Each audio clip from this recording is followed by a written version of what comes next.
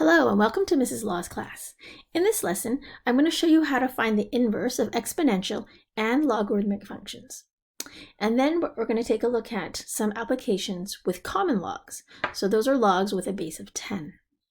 All right, so first, to find the inverse, we're going to swap x and y, and then we need to isolate the y value. So for this first one, we're going to write this as x is equal to 5 to the power of y.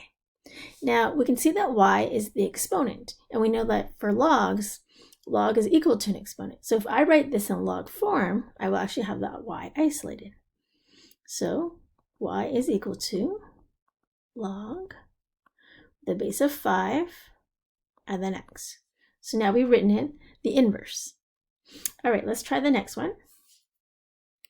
So swap x and y. And then we're going to write the exponent, which is y minus 2, and that's equal to log base 5 and x. And then our last step is we need to move the 2 over. So y equals log base 5x plus 2. All right, so let's try the third one. Now, if you look at the third one comparing to the first two, you'll notice that it's a little bit different. So here we have a single base, an exponent, and then the answer. So we have the base, the exponent, and then the answer. So in this third one, we have the base, we have an exponent, but we kind of have two parts to the answer. So what we need to do is we need to move the plus 1 to the left side so that we just have a single answer. So there are really three parts to this exponential function. All right, so our first step is we are going to swap x and y.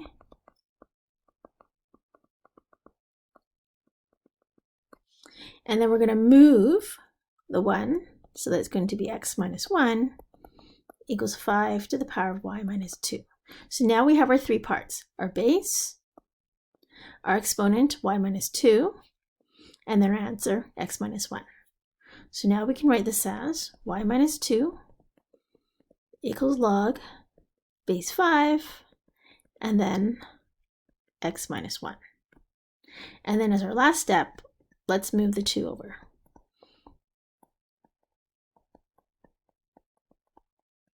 And then plus 2. So now we've changed, or we found the inverse of these exponential functions, which you notice are now all log functions. All right, now the next thing we're going to do is to find the inverse of these log functions. So let's move this up a little bit. So first thing, we're going to swap our x and y.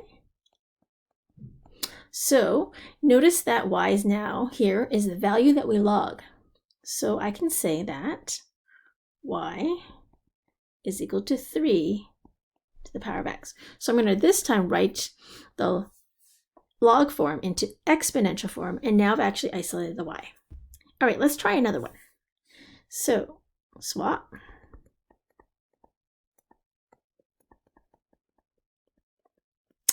And notice that the value that is being logged is y plus 4, and that's equal to 3 to the power of x. And then we're going to move the 4 over, so we have minus 4. All right, there's one more question here. So similar to the one above, I tried to add a little bit more numbers each time, or more parameters. So you can see that in the first two, we have our base, and then we have the value that we log, and then we have the exponent. Now in the third one, we have our base, we have the value that we log, but our exponent is split up into y and then 7 on the right side. So what we're going to need to do is we're going to need to move the 7 over. So you can actually do this first if you want, or you can also do it after. So I like to just swap my x and y first.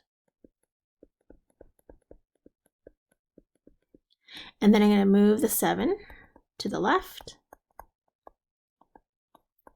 So now I can see that my exponent is x minus 7. So I'm going to rewrite this now as y plus 4 equals 3 to the power of x minus 7. And now I'm going to move the 3 to the right side so that I can isolate my y. All right, so this is how you can find the inverse of a log function. And notice that the inverse of a log function is actually an exponential function.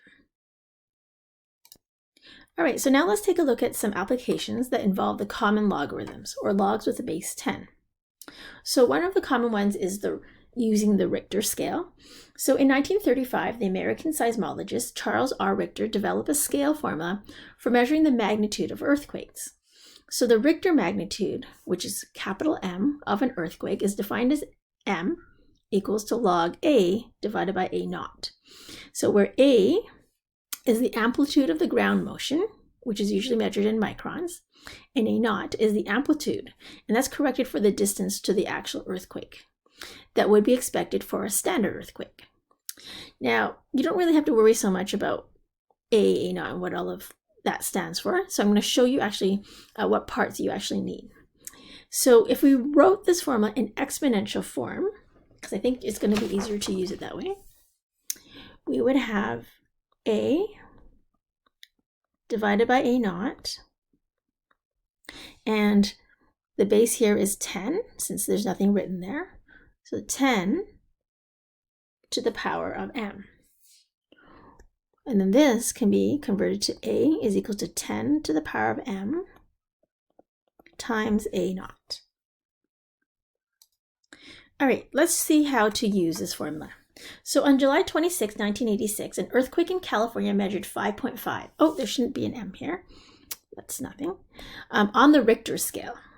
So that is a magnitude though. So the next day, a second earthquake with magnitude 6.2 hit the same region. So how many times as great was the second earthquake than the first earthquake? All right, so what we're going to do is we want to compare the amplitudes of the two earthquakes. So the second one divided by the first one will give us how many times as great the second one was compared to the first. So the amplitude of the first one is going to be 10 to the power of 6.2 A naught divided by the amplitude of the first one is 10 to the power of 5.5 divided by A naught. So you can see that the A naughts cancel off, and that's why we actually don't need to worry about them. Okay. All right, so using our exponential laws, we are going to subtract the exponents because we are dividing. So this gives us 10 to the 0.7, which means that the second earthquake was 5 times greater, which you can actually plug into your calculator to figure out that it's 5 times. All right, another use of common logs is in the pH scale. So the pH scale is used to measure the acidity or the alkalinity of a solution. So the pH of a solution is defined as pH equals to negative log H plus. So this will be a number. H plus is the hydrogen ion concentration in moles per liter. Now, don't worry if you don't know much chemistry. You actually don't need that. So a neutral solution, such as pure water, has a pH of 7. Now, it is nice to know that solutions with a pH of less than 7 are acidic. And if the solutions have a pH greater than 7, they are basic or alkaline. Now, the closer the pH is to 0, the more acidic the solution is. So, similar to what I did with the Richter scale, we're going to convert this pH scale so that it has a base of 10. So, let me just rewrite this first. So, pH is equal to negative log, and then H. So I'm going to move the negative to the left so that all I have is our base 10, the number that we are logging, and then our exponent, which is the negative pH. So we have H plus the hydrogen ion concentration is equal to 10, because this has a base 10 here, because nothing's written down. So 10 to the power of negative pH. All right, so I'm going to put a box around this. So this is something that you need to memorize. Oh, and you know what?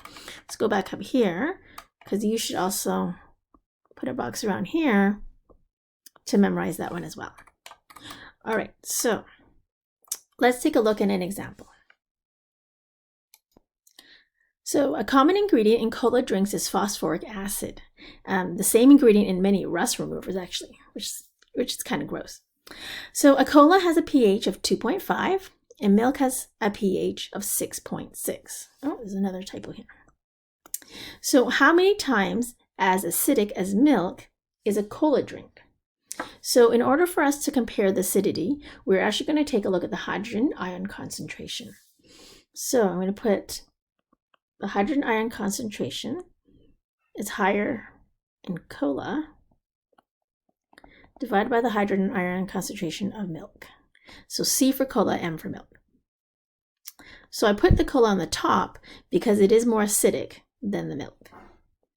All right, so according to our formula, the hydrogen ion concentration of cola is 10 to the power of negative 2.5, and then divided by the hydrogen ion concentration of milk, which is 10 to the power of negative 6.6.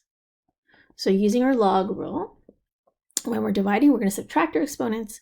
We get 10 to the power of 4.1, and when you plug this into your calculator, you get 12,589 times. That's a lot. So that means that cola is almost 13,000 times more acidic than milk is. And that's how you can use logs to do some application problems.